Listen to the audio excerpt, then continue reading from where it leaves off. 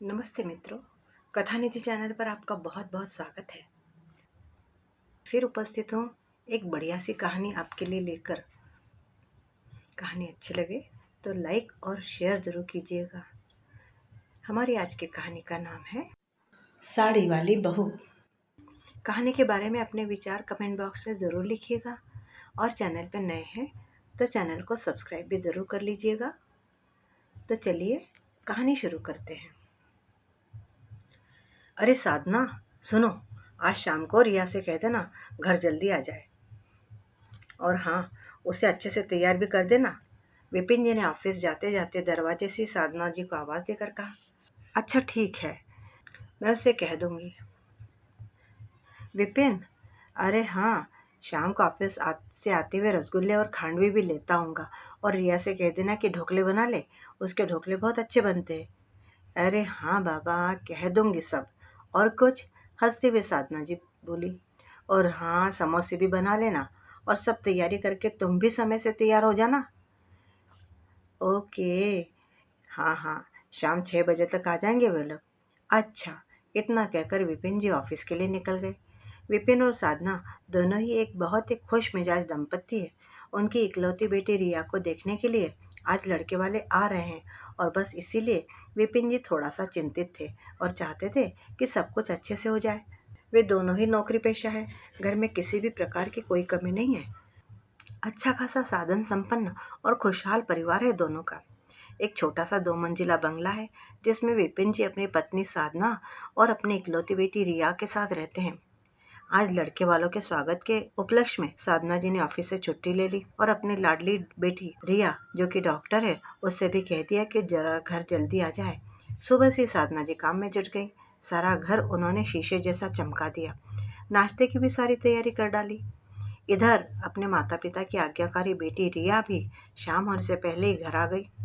Doctor होते हुए भी वह एक बहुत ही घरेलू किस्म की लड़की है, अर्थात उसे गृह कार्य में बहुत रुचि है। चित्रकारी करने का भी बहुत शौक है।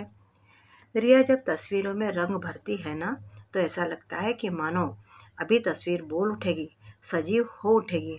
और रंगोली, रिया के हाथ की रंगोली का तो अब क्या कहे। दिवाली पर घर आंगन की सजावट अधूरी सी लगती है जब तक उसके हाथ की रंगोली से आंगन सज न जाए। उसे कविताएं लिखने का और अच्छा उच्च कोटि का साहित्य पढ़ने का भी बहुत शौक है। और तो और हमारी डॉक्टर साहिबा को खाना बनाना भी बहुत अच्छा आता है। पाक कला में एकदम निपुण है हमारी डॉक्टर रिया। यदि उसके हाथ का बना पनीर मखनी आप एक बार खा लेंगे ना, तो जिंदगी भर जुबान से स्वाद नहीं उतरेगा। संगीत से भी रिया को बेहद लगाव है। स्वर उसकी साधना है। जब वह कोई सरगम छेड़ती है तो लगता है जैसे बहती हवा भी थम कर उसका गान सुनने को ठिठक कर रह गई हो। संक्षेप में कहा जाए तो रूप और गुणों की खान है रिया। समय से घर आकर अपनी माँ का हाथ बटाने लग गई।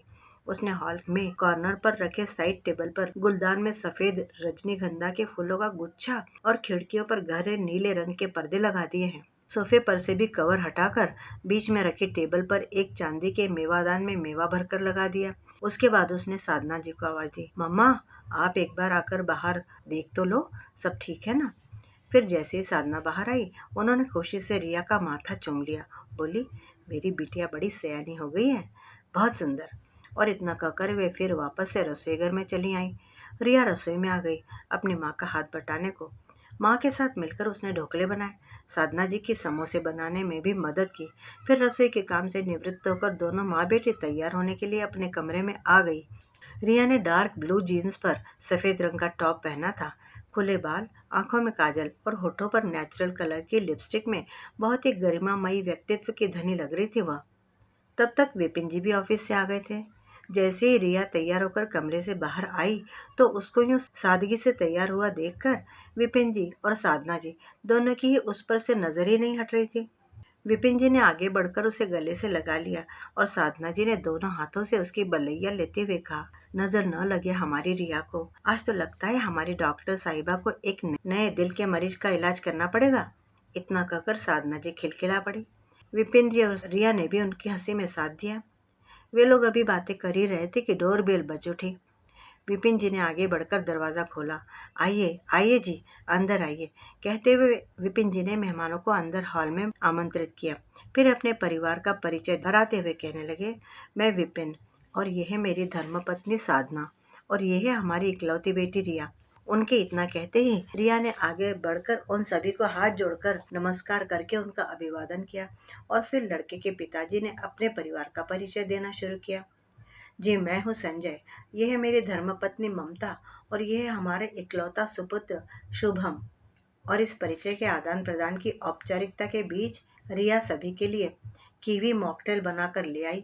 तब संजय जी कहने लगे, अरे बेटी, इसकी कोई जरूरत नहीं, तुम कुछ देर हमारे पास बैठो।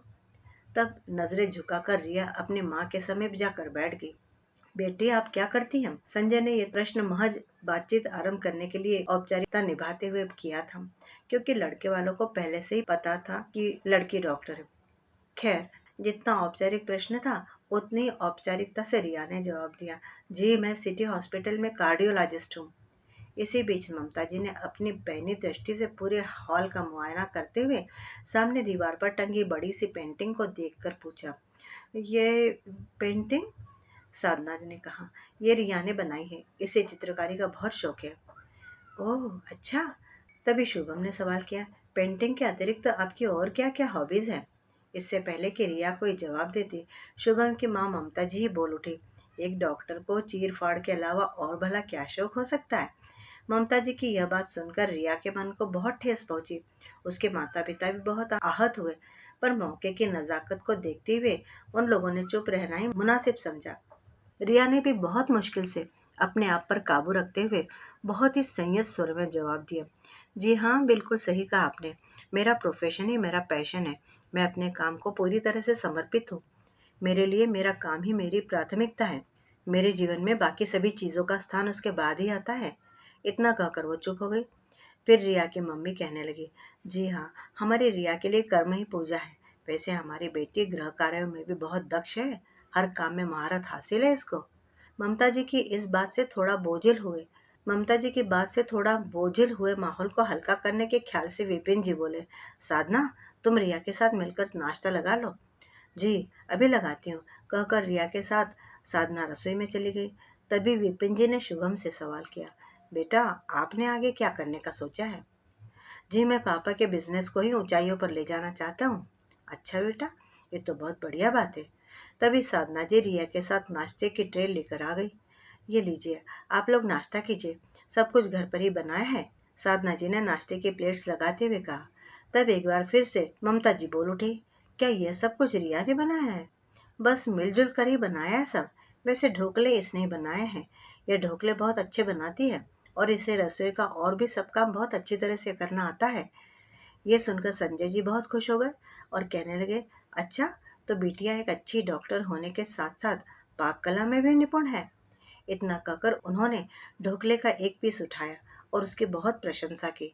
शुभम और ममता जी की ओर तश्तरी बढ़ाते हुए साधना जी ने एक बार फिर आग्रह किया, आप लोगों ने तो कुछ भी नहीं लिया, थोड़ा तो लीजिए।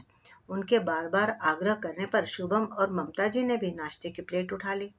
तब शुभम कहने लगा, वाह, ढोकले तो वाकई बहुत ही स्वादिष्ट बने हैं। लेकिन ममता जी एकदम खामोशी बैठी थी। सभी उनके इस अप्रत्याशित व्यवहार से हतप्रभ थे। किसी को कुछ भी समझ में नहीं आ रहा था कि आखिर उनके इस व्यवहार की वजह क्या थी। यदि रिया के डॉक्टर होने से ऐतराज था, तो उन्हें ये बात तो पहले से पता थी, तो फिर वे उसको देखने क्यों आते? अभी रिया और उसके माता पिता के दिमाग में इन्हें सब सवालों ने धमाचौकड़ी मचाई हुई थी कि तभी अचानक से ममता जी की आवाज एक बार फिर गूंज उठी, बेटा, क्या आप हर वक्त जीन्स टॉप ही पहनती हो? उनके इस अप्रत्याशित से सवाल पर विपिन जी और साधना जी एक पल को स्तब्ध से हो गए, पर रिया ने बहुत ही संयत स्वर में बिना विचलित हुए उत्तर दिया, जी हाँ आंटी, मैं अधिकांशतः जीन्स टॉप ही पहनना पसंद करती हूँ, क्योंकि आंटी आप जानती हैं महानगरी जीवन कैसा होता है। यहाँ दिल्ली की इस भागदौड़ भरी जिंदगी में और अपने प्रोफेशन में मैं जीन्स टॉप में ही कंफर्टेबल होती हूँ। इतना कहकर वो चुप हो गई। इस पर संजय जी कहने लगे, ममता, यह कैसी बातें कर रही हो? मैंने तो एक साधारण सा सवाल किया है, इसमें गलत क्या है? ममता जी ने थोड़ा रोष से भरकर पूछा। तब शुभम बोला, मम्मी, आप भी ना, क्या फर्क पड़ता है इन सब से? फ़र्क पड़ता है बेटा, बहुत फ़र्क पड़ता है। लोग मुझसे सवाल करेंगे, मुझे लोगों को समझाना मुश्किल हो जाएगा। तू नहीं समझेगा इन बातों को। इतना कहकर उन्होंने फिर रिया से एक और सवाल किया, क्या तुम कभी भी साड़ी नहीं पहनती हो? क्या तुम आज भी साड़ी नहीं पहन सकती थी? उनके इस नश्तर से चुभते सवाल का भी रिया ने बहुत ही विनम्रता के साथ उत्तर दिया। जी आंटी, आप शायद अपनी जगह सही है, पर मैं आप लोगों के सामने किसी भी तरह का दिखावा नहीं करना चाहती थी। बस मैं जैसी हूँ और जैसी रहती हूँ, वैसे ही मैं आप लोगों के सामने आना चाहती थी। मैं किसी भी किस्म के आडंबर या दिखावे में विश्वास नहीं रखती हूँ। इतना कहकर उसने दोनों हाथ नमस्कार की मुद्रा में जोड़ दिए। आपने बिल्कुल सही कहा। एक दिन झूठ मूठ का दिखावा करके सामने वाले को धोखे में रखने में तो मैं भी विश्वास नहीं रखता हूँ। शुभम अभी अपना वाक्य पूरा भी नहीं कर पाया था कि ममता जी एकदम ही उठकर खड़ी हो गई और बोली, भाई साहब, अब हम लोगों को इजाजत दीजिए। हमारा जो भी फैसला हुआ, एक दो दिन में विचार करके जवाब दे देंगे। इतना कहकर वे लोग निकलने के लिए उद्यत हो गए। तब विपिन जी हाथ जोड़कर कहने लगे, भाभी जी, यदि हमसे कोई भूल हुई हो तो मैं आप लोगों से क्षमा प्रार्थी हूँ। तब संजय जी ने विपिन जी के हाथ पकड़ लिए, बोले, अरे भाई साहब, आप क्षमा मांगकर हम लोगों को शर्मिंदा न करें। चलो ममता, अब चले। इतना कहकर वे लोग निकल गए और रिया और उसके माता पिता अचंभित से खड़े हुए उन्हें देखते रह गए। इधर रिया, विपिन जी और साधना जी तीनों ही हतप्रभ से खड़े थे। कुछ पल को एकदम सन्नाटा सा छाया रहा। तभी इस सन्नाटे को चीरते हुए विपिन जी बोले, अरे हीरा है हमारी बेटी, हीरा, और हीरे की परख जौहरी ही कर सकता है। अफसोस कि वे लोग इस हीरे को कांच समझ बैठे। साधना जी भी बोल पड़े, बिल्कुल सही कहा आपने, हमारी बेटी हमारा गुरूर है, बहुत कद्रदान मिलेंगे इस हीरे के। यह कहकर माता पिता दोनों ने ही सामने खड़ी रिया को गले लगा लिया और एक बार फिर तीनों के ठहाकों से घर गुंजायमान हो उठा। कुछ ही दिनों में सब कुछ सामान्य भी हो गया और पूरा परिवार इस बात को भूल भी चुका था। लेकिन फिर कुछ ही समय बीता होगा कि एक और रिश्ता आया रिया के लिए। पिछली बार की घटना से आहत रिया इस बार अपनी गलती को शायद दोहराना नहीं चाहती थी, इसलिए तैयार होने जाने से पूर्व वह बोली, मम्मा, मैं सलवार सूट या साड़ी।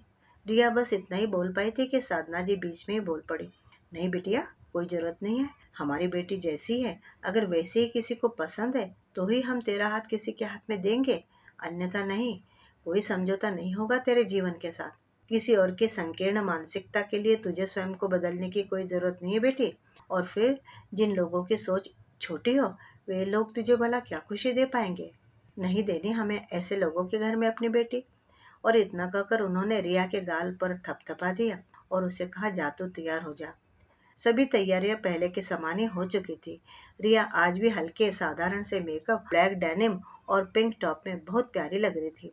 उसकी रेशमी जुल्फे हवा के झोंके से बार बार उसके चेहरे पर आकर उसके मुखमंडल को और भी शोभायमान कर रही थी। वे तीनों तैयार होकर अभी आपस में बातें कर ही रहे थे कि तभी सामने कार के रुकने की आवाज आई। विपिन जी ने दरवाजा खुलते हुए उन सभी के स्वागत के लिए आगे बढ़ गए। सामने लड़का मानस, उसकी छोटी बहन तनु और उन दोनों के माता पिता खड़े थे। सभी ने एक दूसरे का अभिवादन किया। आपसी परिचय के आदान प्रदान और थोड़ी औपचारिक बातचीत के बाद सभी ने नाश्ता वगैरह कर लिया और फिर मानस और तनु और उनके मम्मी पापा सभी ने घर की साज सज्जा और नाश्ते की बहुत प्रशंसा की। उन लोगों को जब यह पता लगा कि रिया को घर के काम का इतना शौक है और वह गाने का भी शौक रखती है, पेंटिंग भी बनाती है, तो वे सभी बहुत प्रभावित हुए और फौरन ही मानस की मम्मी बोल उठी, साधना जी, हमें आपकी बिटिया बहुत पसंद है। हमारी तरफ से तो रिश्ता पक्का समझिए। यदि आप लोगों को हमारा मानस पसंद हो तो। तब विपिन जी कहने लगे, जी, ये तो हमारे लिए बहुत सौभाग्य की बात होगी कि हमारी बेटी आपके घर की शोभा बने। लेकिन मैं चाहूंगा कि एक बार मानस और रिया भी आपस में एकांत में बातचीत कर ले तो बेहतर होगा। जी हाँ, अवश्य, आपने तो मेरे मुंह की बात ही छीन ली। मानस के पिता विनोद जी फौरन बोल उठे। फिर सभी बड़ों की सहमति से मानस और रिया बाहर लॉन में घूमने निकल आए। मानस ने कहा, आप एक इतनी काबिल डॉक्टर हैं, फिर भी अपनी व्यस्तताओं के बीच घर के कामों के लिए, संगीत और चित्रकारी जैसे अपने शौक के लिए समय कैसे निकाल पाती है? यदि चाहत हो तो फिर सब कुछ हो जाता है मानस जी। अपने प्रोफेशन के साथ ही साथ अपनी हॉबीज के लिए भी मैं थोड़ा सा वक्त चुरा ही लेती हूँ। रिया ने उसको हंसते हुए जवाब दिया। आपको किस तरह का संगीत पसंद है? मानस बोला, जी मुझे पुराने सिंगर्स के गाने बहुत पसंद है। वाह, कितनी मिलती जुलती है हमारी पसंद। मुझे भी इन सभी सिंगर्स के सॉन्ग्स पसंद है। मानस जी, आप भी तो एक सुप्रसिद्ध न्यूरोलॉजिस्ट है, और फिर आप रहते भी दिल्ली जैसे महानगर में हैं। तो आप कैसे अपनी हॉबीज के लिए वक्त निकाल पाते हैं? बस आपकी तरह हम भी। मानस के जवाब पर रिया और मानस दोनों ही हंसने लगे।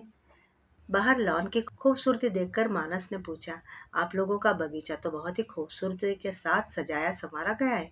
कौन करता है इसकी देखभाल? जनाब, ये शौक भी इस नाचिज का ही है। अब तक मानस के साथ बातचीत में सहज हो चुकी रिया ने खिलखिलाते हुए कहा, अच्छा जी, तो आप बागवानी का भी शौक रखती है? क्या बात है, आप तो एकदम ऑलराउंडर निकले। मानस ने भी चुहल करते हुए कहा। तब चलते चलते रिया ने अचानक से पूछा, मानस जी, क्या आपको और आपके परिवार को मेरा यूं जीन्स टॉप पहनना नागवार नहीं गुजर रहा? रिया जी, मेरे मम्मी पापा मुझसे भी ज़्यादा ऊंची सोच रखते हैं। उन्हें इन सब बातों से कोई फर्क नहीं पड़ता। आपका पहनावा और रहन सहन आपके चरित्र का प्रमाण पत्र थोड़े ना होता है। आपके रहन सहन से ज़्यादा हम सभी के लिए ये बात मायने रखती है कि आपकी सोच कैसी है। आज मेरी भी तो एक छोटी बहन है, वो भी तो वेस्टर्न आउटफिट ही पहनती है। फिर हम आप पर ये पाबंदी क्यों लगाए भला? आप में और तनु में क्या फ़र्क है? दोनों ही एक-एक घर की बेटियां हैं। ये दोहरे मापदंड लोग पता नहीं क्यों अपनाते हैं। मैंने तो बचपन से ही अपने घर में अपने मम्मी-पापा की खुली सोच को ही देखा है, और मुझे तो लोगों की ऐसी सोच से बहुत कोफ्त होती है। गुस्से से तमतमाया हुआ मानस बोलता चला गया। रिया बस अवाक से उसका चेहरा देखती रह गई। खैर छोड़िए, हम भी क्या बात ले बैठे, कुछ ज्यादा ही बोल गया मैं। थोड़ा सहज होने की कोशिश करते हुए मानस बोला। रिया ने अपनी नजरें झुका ली, फिर बहुत ही शांत और गंभीर स्वर में बोली, मैं नहीं जानती थी कि इस बात से आपको इतनी तकलीफ पहुंचेगी। नमन करती हूँ मैं आपकी और आपके परिवार की सोच को। मानस बोला, क्या आप मेरे विषय में कुछ जानना नहीं चाहेंगे रिया जी? नहीं, आपने अपनी सोच का उदाहरण तो मेरे सामने पहले ही पेश कर दिया, तो अब कुछ भी शेष नहीं पूछने को, जानने को। तो फिर रिश्ता पक्का? बोलकर मुस्कुराते हुए दोनों ने एक दूसरे की तरफ देखा और दोनों घर के अंदर आए। सभी की निगाहों में एक ही प्रश्न था, और दोनों को यूं मुस्कुराते हुए देखकर सभी बहुत खुश हो गए। सभी के होठों पर एक स्मित तैर गई। अब विनोद जी कहने लगे, बधाई हो भाई साहब, मुंह मीठा कराइए। तभी तनु रिया के निकट जाकर खड़ी हो गई और मानस को चिढ़ाते हुए बोली, भैया, बहुत परेशान करते थे ना आप मुझे। अब देखना, मैं भाभी के साथ मिलकर आपको कितना तंग करूंगी। अच्छा जी, मानस बोला, इतनी जल्दी टीम भी बदल ली? घर चल, फिर बताता हूँ तुझे। भैया, अगर परेशान करोगे ना तो भाभी से ही शिकायत कर दूंगी। मानस को चिढ़ाते हुए तनु कहने लगी। तनु के ऐसा कहने पर सभी खिलखिला कर हंस पड़े, और बस इसी तरह हंसी खुशी के माहौल में रिश्ता पक्का हो गया। इसके बाद कुछ ही दिनों में खूब धूमधाम से दोनों का विवाह भी संपन्न हो गया। ममता जी लगी थी अभी भी अपने बेटे के लिए एक साड़ी वाली बहू खोजने की कवायद में। रिया विदा होकर ससुराल आ गई। घर के सभी लोग बहुत खुश थे। रिया ने बहुत ही अच्छी तरह से घर और हॉस्पिटल दोनों की जिम्मेदारी संभाल रखी थी। मानस और उसके माता पिता और तनु सभी रिया से बहुत खुश है। वह घर के सभी लोगों का बहुत अच्छे से ख्याल रखती है। परिवार के हर एक सदस्य के मन की बात बिना कहे समझ लेती है। अपने मीठे व्यवहार और अपनी कार्य कुशलता से उसने सभी का दिल जीत भी लिया है। उधर शुभम के माता पिता अपने बेटे के लिए किसी घरेलू किस्म की लड़की की तलाश में हैं। उन लोगों ने अखबार में भी विज्ञापन दिया है। ऑनलाइन भी सभी मैट्रिमोनियल साइट्स पर भी शुभम का बायोडेटा अपलोड किया गया है।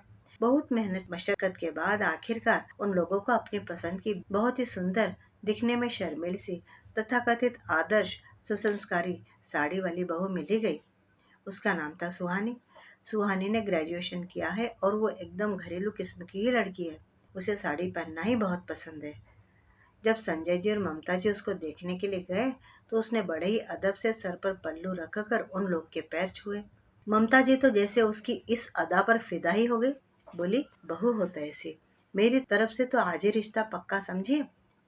उन्होंने और कुछ भी जानने समझने की जरूरत ही नहीं समझी, क्योंकि साड़ी पहनना और सिर पर पल्लू लेकर बड़ों के पैर छूना एक आदर्श भारतीय नारी के संस्कारों की पहचान जो है। अब सभी के चेहरों पर मुस्कुराहट थी। विशेषतः ममता जी तो खुशी के मारे फूली नहीं समा रही थी, क्योंकि उनकी साड़ी वाली बहू की तलाश जो पूरी हो गई थी। बस फिर क्या था, फौरन ही शुभम और सुहानी की सगाई भी हो गई। और कुछ ही दिनों में सुहानी और शुभम एक खूबसूरत बंधन में बंध भी गए। अब तो जैसे ममता जी के जमीन पर पाँव नहीं पड़ते थे, सबसे कहती फिर रही थी, देखो मेरी बहू नगीना है नगीना। मुंह दिखाए के लिए आई हुई सभी औरतें भी तारीफ के पुल बांधते नहीं थक रही थी। अरे ममता बहन, कहाँ से ले आई आप ये नगीना? अरे रत्नों की खान में से चुना है मैंने इस नगीने को अपने शुभम के लिए। सच कह रही हूँ ममता बहन, सभी औरतें समवेत में बोल पड़ी। सुहानी रोज साड़ी पहनकर सुबह सुबह अपने कमरे से बाहर निकलकर ममता जी और संजय जी के पैर छूती तो जैसे उनका रोम रोम पुलकित हो उठता। फिर वे लोग कुछ दिनों के बाद हनीमून के लिए कनाडा चले गए। लगभग 10-15 दिनों का टूर था उन लोगों का। उसके बाद जब वे लोग कनाडा से वापस लौटे तो एक दिन ममता जी बोली, सुहानी बेटी आज नाश्ते में ब्रेड रोल बना लेना, शुभम को बहुत पसंद है। तब सुहानी बोली, मम्मी जी मुझे तो ब्रेड रोल बनाना नहीं आता है। अब तो ममता जी अवाक होकर उसका मुंह देखती रह गई। उन्हें कुछ समझ ही नहीं आ रहा था कि वो उसकी इस बात पर क्या प्रतिक्रिया दे। फिर भी उन्होंने मौन रहना ही बेहतर समझा। उन्होंने सोचा कि हो सकता है वह बाकी कामों में पारंगत हो, कोई जरूरी तो नहीं कि सभी को सब कुछ आता हो। मन ही मन ऐसा सोचकर उन्होंने खुद को दिलासा दिया। लेकिन धीरे धीरे सुहानी के रंग ढंग सभी के सामने आने लगे। उसे घर का कोई भी काम ढंग से करना नहीं आता था और ममता जी उसे सिखाने की कोशिश भी करती तो वह सीखना भी नहीं चाहती थी। उसे घर के कामों में कोई दिलचस्पी नहीं थी। उसे तो बस बन संवर कर घूमना फिरना, मौज मस्ती और सैर सपाटा, ये सभी अच्छा लगता था। अब ममता जी को अपनी भूल का एहसास होने लगा था कि साड़ी वाली बहू के चक्कर में उन्होंने कितनी बड़ी गलती कर दी। पर अब वह कर भी क्या सकती थी, सिवाय पछताने के उनके पास कोई और चारा भी नहीं था। संजय जी और शुभम का भी मन खिन्न सा रहता था, पर कोई उपाय न देख सभी चुप रहते थे। एक दिन ममता जी की कुछ सखियां उनके घर पर आई थी। वह उन सभी के सामने सुहानी की तारीफों के पुल बांध रही थी। मेरी बहू अप्सरा है, बिल्कुल अप्सरा। देखो, जहाँ आजकल की लड़कियां जीन्स टॉप से ऊपर नहीं आती है, वहीं हमारी सुहानी आज भी साड़ी पहनती है, सिर पर पल्लू भी लेती है, रोज सुबह उठते ही मेरे और अपने ससुर जी के पैर छूती है। बहुत ही संस्कारी बच्ची है। ये सब कहना शायद उनकी विवशता थी आज, क्योंकि ये उनकी इज्जत का सवाल था। समाज में दिखावा के लिए उन्हें मन मारकर ऐसा कहना पड़ रहा था। फिर उन्होंने आवाज लगाई, सुहानी बेटी मेरी सहेली आई है, जरा उनके लिए 4-5 गिलास जूस तो ले आना। पर सामने से कोई प्रत्युत्तर नहीं मिला। ममता जी सोच ही रही थी कि क्या करे क्या ना करे। तभी साड़ी पहनकर सिर पर पल्लू लिए सजी धजी सुहानी बाहर हॉल में आई। उसने ममता जी की सभी सखियों के पैर छुए। उसके ऐसा करते ही ममता जी की सभी सखियां उसकी ओर प्रशंसा भरी निगाहों से देखने लगी। उनकी एक सखी विनीता बोली, ममता तू बहुत खुशकिस्मत है जो तुझे ऐसी हीरे जैसी बहू मिली। ये सुनकर दूसरी सखी सोना भी बोलने लगी, हाँ ममता, सच, जैसा तू कह रही थी उससे भी बढ़कर सुंदर, सुशील और संस्कारी निकली तेरी बहू तो। तभी रीना बोली, अरे ममता मुझे तो तुझसे जलन होने लगी। एक तेरी बहू है और एक मेरी बहू को देखो ना। ना चूड़ी पहनती है, ना पायल, न माथे पर बिंदिया, न मांग में सिंदूर, और सारा दिन छोटे छोटे कपड़े पहनकर अंग्रेजी में गिटपिट करती रहती है। बस उसकी इस बात पर सभी सहेलियां हंसने लगी और ममता जी का सिर गर्व से और भी ऊंचा हो गया। तभी ममता जी ने सुहानी से कहा, बेटा मैंने तुम्हें जूस लाने के लिए आवाज लगाई थी, क्या हुआ? तब सुहानी ममता जी की तरफ मुंह करके बोली, मम्मी जी आज मेरी किटी पार्टी है, मुझे देर हो रही है, मैं जा रही हूँ, रात को खाना बाहर ही खा कर आऊंगी। इतना कहकर वो वहां से निकल गई। अब तो ममता जी की निगाहें शर्म से धरती में गड़ी जा रही थी। अब वही सहेलियां जो पहले तारीफ करते नहीं थक रही थी, आपस में खुसुर फुसुर करने लगी। देखो तो सही जरा, कैसे झट से निकल गई। अरे इससे तो लाख गुना अच्छी मेरी बहू है, भले ही साड़ी ना पहनती हो पर ऐसा तो नहीं करती कम से कम। अब ममता जी को तो जैसे काटो तो खून नहीं। उनका रो लेने को दिल कर रहा था, पर सबके सामने रो भी नहीं सकती थी। तुम लोग बैठो, मैं अभी सबके लिए लेकर आती हूँ जूस। विनीता बोली, नहीं ममता, तू रहने दे, मत परेशान हो, वैसे भी अभी हम लोगों का कुछ भी लेने का मन भी नहीं है। हाँ हाँ ममता, तू आराम कर, अब हम लोग निकलेंगी। तभी अब तक चुप बैठी सखी राखी बोल पड़ी, अरे अभी याद आया, मुझे तो बाजार भी जाना है, चलो भाई चलो, देर हो रही है, निकलते हैं। कहकर ममता जी से इजाजत लेकर वे सभी सखियां वहां से निकल गई। ममता जी को कुछ जवाब न सूझा। वह चुपचाप नजरें झुकाए बैठी रही। ममता जी अभी तक इस सदमे से उबर भी नहीं पाई थी और अपने हाथों में सर लेकर सोफे में धंस कर बैठी हुई थी। तभी उनका फोन बज उठा। फोन पर नाम देखकर एक पल के लिए उनके होठों पर एक हल्की सी मुस्कान आ गई। जैसे ही उन्होंने फोन उठाया, सामने से आवाज आई, हेलो ममता, कैसी है? क्या हाल है? क्या हो रहा है? तेरी तो कुछ खैर खबर ही नहीं है। हमारी याद वाद आती भी है कि नहीं? अरे वाह, इतने दिनों बाद तेरा फोन। ममता जी बोली, और तू रुकेगी भी या धारा प्रभा बोलती जाएगी? और तू बोल कहाँ से रही है? और आज अचानक तुझे मेरी याद कैसे आई?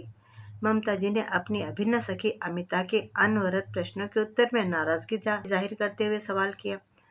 अरे मोहतरमा, हम तो आप ही के शहर में आ गए हैं। हमारे पतिदेव का तबादला इसी शहर में हो गया है। ममता जी प्रसन्न हो गई, बोली, वाह, ये तो बहुत अच्छी बात है।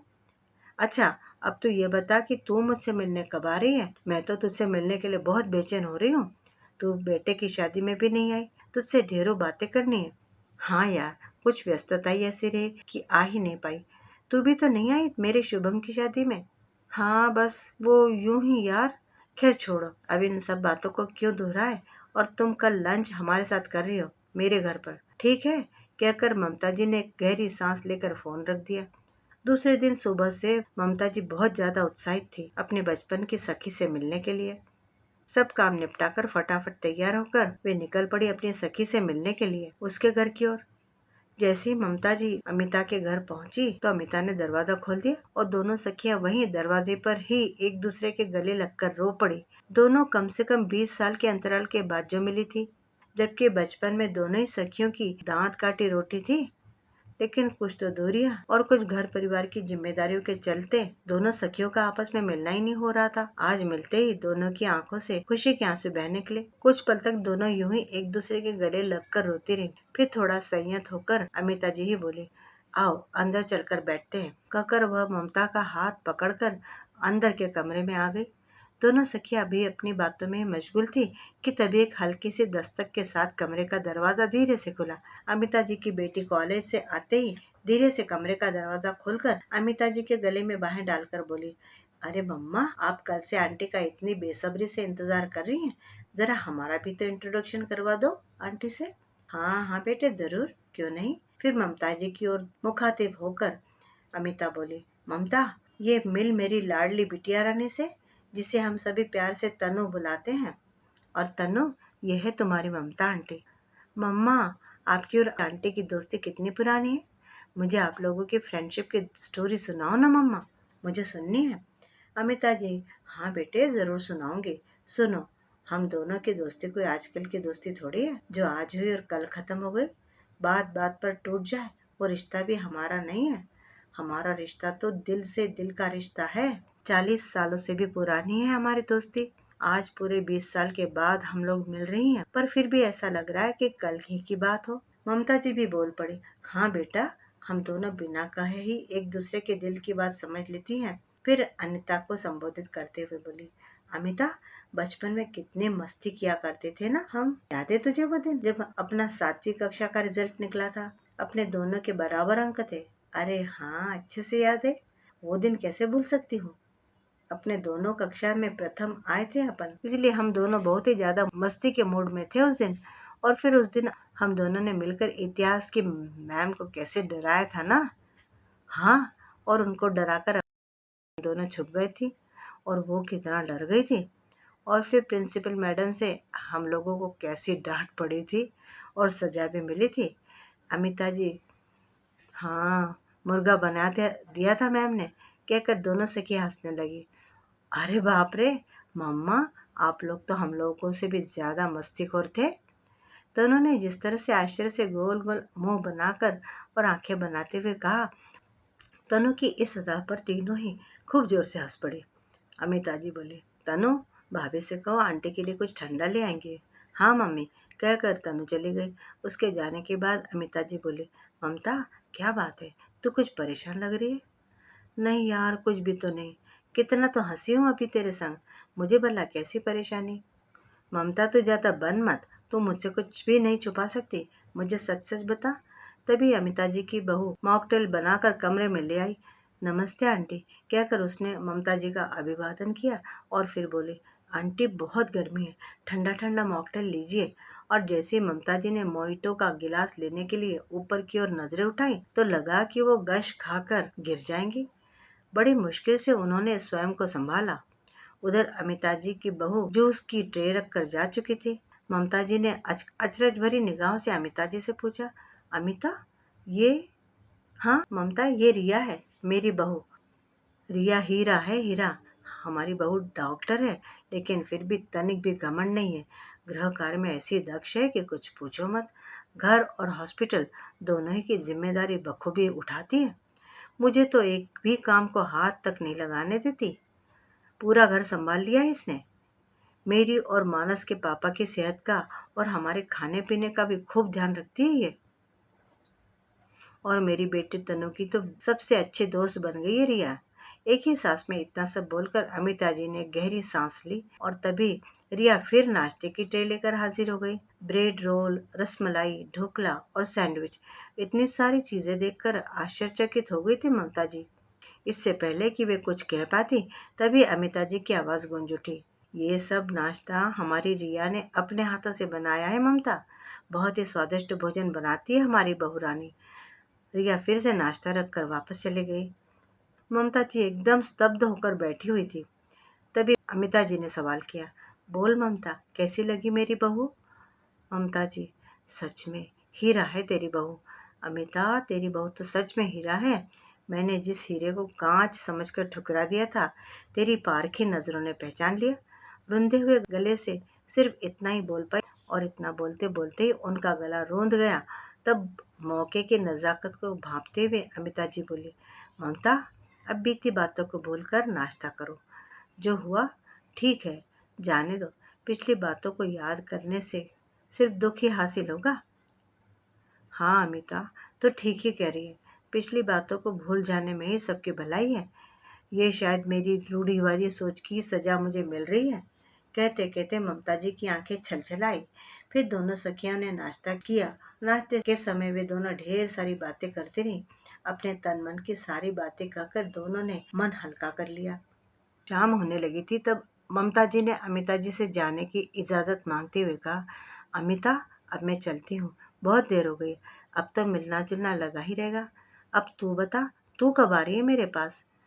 अमिता बोली, हाँ ममता, मन तो नहीं भरा पर अब शाम हो गई तो तुझे और रोक भी तो नहीं सकती हूँ। मैं जल्दी तेरे आने की कोशिश करूंगी।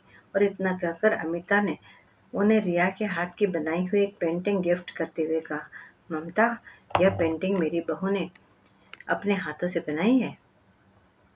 पेंटिंग को हाथ में लेते हुए ममता जी की आंखों से आंसुओं की अविरल धार बहने लगी। आज पश्चाताप की अग्नि में जल रही थी ममता जी। अमिता जी से विदा लेकर घर की ओर जाते हुए बार बार ममता जी के जहन में बस यही विचार आ रहे थे कि काश साड़ी वाली बहू की जिद न की होती तो आज रिया मेरे घर की बहू होती। मित्रों, अभी आप सुन रहे थे कहानी साड़ी वाली बहू। उम्मीद करती हूँ कि कहानी आपको बड़ी पसंद आई होगी। लाइक और कमेंट बॉक्स में कमेंट करके बताइएगा ज़रूर कि आपको कैसी लगी कहानी। चैनल पर नए हो तो चैनल को भी सब्सक्राइब कर लीजिएगा। कहानी सुनने के लिए बहुत बहुत धन्यवाद। मिलती हूँ जल्दी ही एक और बढ़िया सी कहानी के साथ। तब तक विदा। आपका दिन शुभ हो।